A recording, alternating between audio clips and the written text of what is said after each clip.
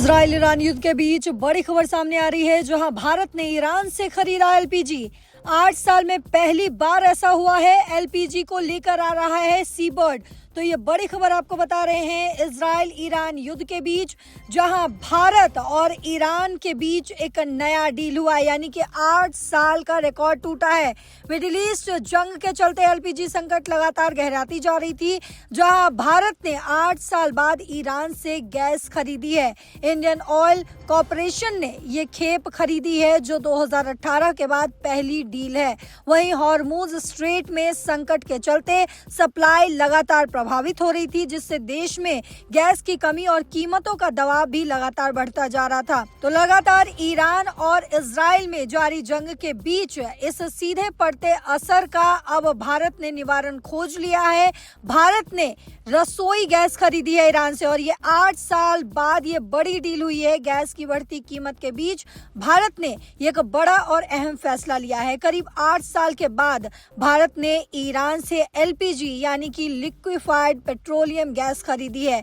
वहीं सरकारी तेल कंपनी इंडियन ऑयल कॉरपोरेशन ने यह खरीदा है, जिसमें उसके साथ भारत पेट्रोलियम और हिंदुस्तान पेट्रोलियम भी हिस्सेदारी कर रहे हैं। तो वहीं ये डील इसलिए खास है क्योंकि भारत ने आखिरी बार जून 2018 में ईरान से एलपीजी खरीदा था। उसके बाद अमेरिका के सख्त प्रतिबंधों की वजह से ये व्यापार लगभग बंद हो गया था, लेकिन अब हालात बदल रहे हैं। दरअसल ईरान इजराइल में जारी जंग के चलते स्ट्रेट ऑफ हॉर्मुज का रास्ता काफी प्रभावित हुआ है, जिससे दुनिया भर में तेल और गैस की सप्लाई पर असर भी पड़ता हुआ नजर आ रहा है। भारत अपनी एलपीजी की करीब 2/3 जरूरत आयात से पूरी करता है, और वहीं उसमें से 90% सप्लाई इसी क्षेत्र से आती है।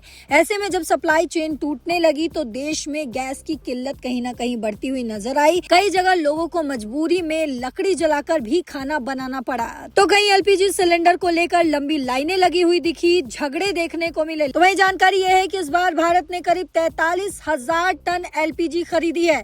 हालांकि यह मात्रा भारत की सिर्फ आधे दिन की जरूरत को पूरी कर सकती है, लेकिन संकट के समय में ये भी बड़ी राहत मानी जा रही है। ये गैस सी बर्ड नाम के जहाज के जरिए भारत लाई जा रही है, जो मैंगलोर पोर्ट पर पहुंचने वाली है। इसमें दिलचस्प बात यह है कि ये जहाज पहले चीन की ओर जा रहा था, लेकिन अब रास्ते में दिशा बदलकर भारत की ओर मुड़ चुका है। इस बीच भारत 2 और एलपीजी खेप लाने की तैयारी में है, जिन पर लगातार बातचीत चल रही है, और बातचीत का आखिरी चरण है। विशेषज्ञों का इस पर मानना है कि ये सिर्फ एक व्यापारिक फैसला नहीं, बल्कि बदलते वैश्विक हालात में भारत की ऊर्जा सुरक्षा की रणनीति का हिस्सा है। मिडिल ईस्ट की जंग ने ये साफ कर दिया है कि अगर स्ट्रेट ऑफ हॉर्मुज के रास्ते बंद होते हैं तो उसका असर पूरी दुनिया पर पड़ता है, और भारत भी इससे कहीं भी अछूता नहीं है। लेकिन भारत लगातार अपने लिए रास्ता ढूंढ रहा है, अपने देशवासियों के लिए रास्ता ढूंढता हुआ नजर आ रहा है। वहीं से पहले हमने सुना भी, प्रधानमंत्री ने जिस तरीके से बताया कि जब कोविड के दौरान हालत जिस तरीके से खराब थे